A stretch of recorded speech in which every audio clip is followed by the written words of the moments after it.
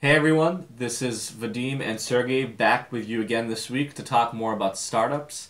A lot of times people ask us, how do we get our employees to work better together? More importantly, in a startup setting, that really means how do we get our technical people to work better with our business people? So, product, technology teams working with marketing and sales. And believe it or not, a lot of it comes down to the fact that those two roles might not understand each other and the challenges that come with each other's respective work. Yeah, the biggest thing that you hear at companies is there's always a blame game between teams, and oftentimes that happens simply because people are wondering, what does this guy or what does this girl do all day? And are they really pulling their weight? Are they doing as much work as I am? If you can mitigate that and avoid that question, you'll notice that people are more likely to be more engaged and work a little bit better together. And we're going to talk about a couple of ways that you can practically do this in your organization. There's two kind of overarching themes around what you could do to align your employees. One of them is focused around more of a physical change, and the other one is just suggestions around process-oriented changes that you can make to accomplish this within your company.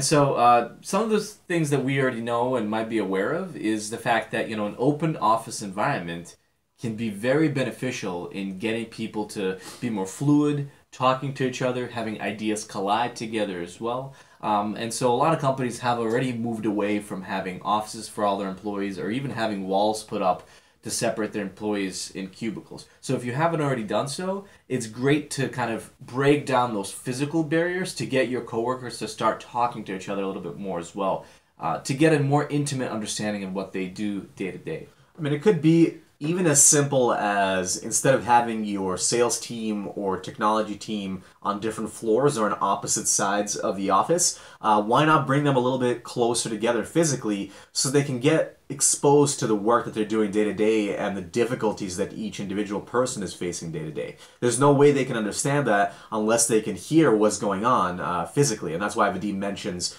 sometimes it's just a change that has to happen in an office environment of how people get to interact. Give them an opportunity to interact a little bit more. Another way that you can actually do this physical change and accomplish this is by having your employees move their seats around on a consistent basis. So HubSpot is a company out of Boston that kind of popularized this movement. And the idea is, like Sergey said, instead of having different departments sit separately, maybe move some of your engineers closer to your salespeople, or move some of your engineers closer to the marketing people, so that they can hear their coworkers on the phone, so that they can actually, just because of that close proximity to each other, start to get a better awareness and maybe even show a little bit more empathy towards the challenges that their colleagues have on a daily basis. And HubSpot, I believe, every few months they make all of their employees move their seats around for this purpose as well. And that's just something you can test out once or twice to see if you're getting better results from your employees. And actually, what you'll notice is that more friendships and bonds are built in cross-functional teams, which can be huge when you're trying to accomplish or move through big problems that involve interdepartmental play. I'll give you guys another suggestion, and this might sound simple, but it can actually have a pretty big impact.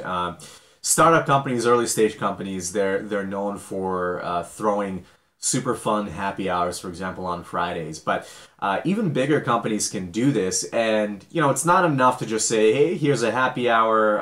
Why doesn't everybody come on this Friday and we'll have a couple of drinks?" We have to be a little bit more deliberate as to how we structure these happy hours. It could be around a particular theme. Maybe you want to recognize employees across different teams for coming together and getting a certain project done. But what you're trying to do is actually bring people not just from the same group that always interact in the same cliques, if you will. These things happen in companies just like they do in school. People naturally form groups that they kind of are drawn to, right? But we want to increase the likelihood that people are going to be able to interact in a social environment that normally don't interact in those environments. So it might be inviting particular people to certain happy hours or parties, but more specifically inviting people from different groups to do so. And it could be around some sort of a common event and activity like that recognition thing that I mentioned. But in terms of what can we do in our processes, in our day-to-day to help our employees learn more about each other? One thing that stands out that certain companies have adopted that has worked really well is actually making your employees do the jobs of their colleagues that, some of the tasks, let's say, that they may not have been exposed to otherwise. So, for example, there's a lot of organizations that will take their technical people and they will bring them in onto sales calls. And they will have them sit in sales calls, maybe not necessarily participate, but at the very least sit in and listen to the customer. So there's a few benefits there. You're finding out some of the challenges that the customers are feeling or prospective customers might be expressing during the sales conversations so that they can now try to think through how they can build that into the product to alleviate that as well. But also, it shows them that you're bringing value right away. You're taking the time of a technical employee and actually saying that, it's worth my employees' time to sit in this call and maybe potentially answer some highly technical questions that might come up throughout the process. But what it's going to do is it's going to let your employee, let's say your software engineer, start hearing some of the difficult objections that their salespeople are hearing on a daily basis and thinking through, wow, I'm not even sure how I would answer that myself, and maybe even getting a little bit of appreciation for what their sales guys are doing on a daily basis. On the flip side, you might want to take some of your business and sales type of employees and have them handle tier 1 support to understand some of the problems that customers might face day to day and what it's like to be a technical person who constantly has to answer the same questions over and over and essentially field customer service requests. It can do wonders in helping the business side understand the challenges of the technical side as it relates to putting out the fires. That's probably the hardest part of any technical person's job is basically firefighting. And once you give salespeople kind of a little taste of what that's like, they're much more likely to appreciate the day-to-day work that those customer service, those technical support employees might do. So give them an opportunity to solve some of the simpler technical problems for a couple of days, just to see how difficult it actually is. If you guys aren't recognizing your employees, first of all, you should be doing that. I mean, they're doing the hard work in contributing to your product or selling your product, and so you should be recognizing your employees consistently. But a big problem that companies face is that they'll recognize, let's say, their sales team because they bring in revenue, and it's easy to recognize somebody for bringing in revenue to the company, but then they won't recognize their engineering team. Yeah, so public recognition can do a lot to motivate individual employees and give them a sense of accomplishment, but also have them work harder the next time. And so there's a couple of new ways that you can try to implement recognition in a more of a consistent way in your organization. And we would suggest peer recognition. So letting certain people of the same level from across different teams recognize each other more consistently. This could be over email newsletters. This could be in stand-up meetings or even in these happy hours that we mentioned.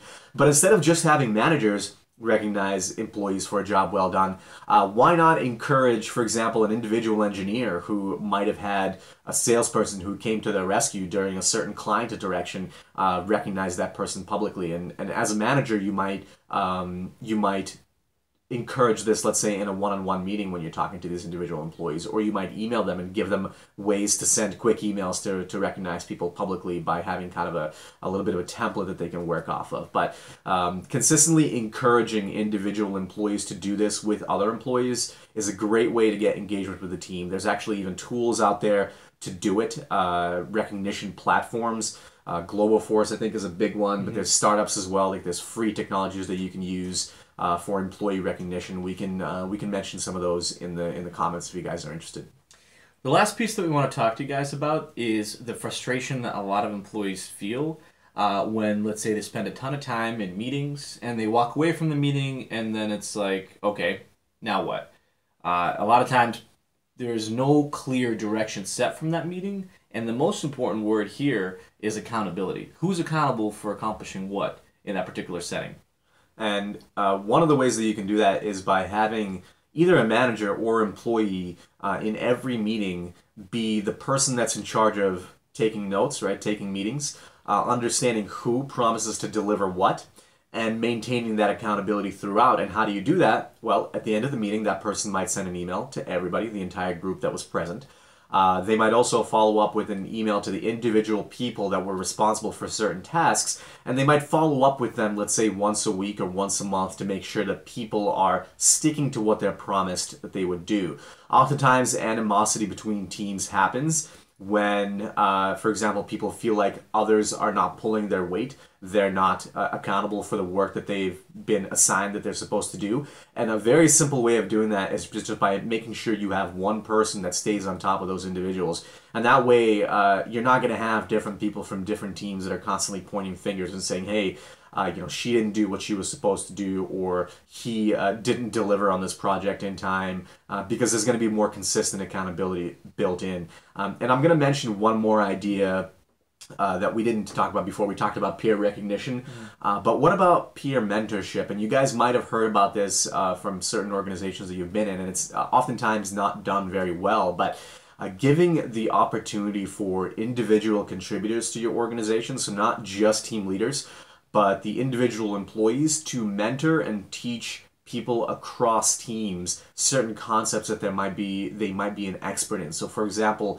having an engineer teach the sales team something technical about the product or a new feature that they're rolling out, because that's going to help the sales team be more educated when they're pitching that feature. Or on the flip side, having some rock star salespeople teach the engineering team how to communicate effectively or write great emails that get responses might be something that helps those individuals who are a little bit more shy become better communicators in their workplace. And so you're giving an opportunity here for different people in different teams to kind of shine and show their expertise, feel more engaged in the workplace, but also establish closer relationships with people in other teams that they might have not been able to establish. So we talked about a lot of things in this video, but to kind of recap, we've talked about some physical changes that you can make within your company in terms of office space, in terms of moving your employees around more consistently. We also talked about some process changes you can make, like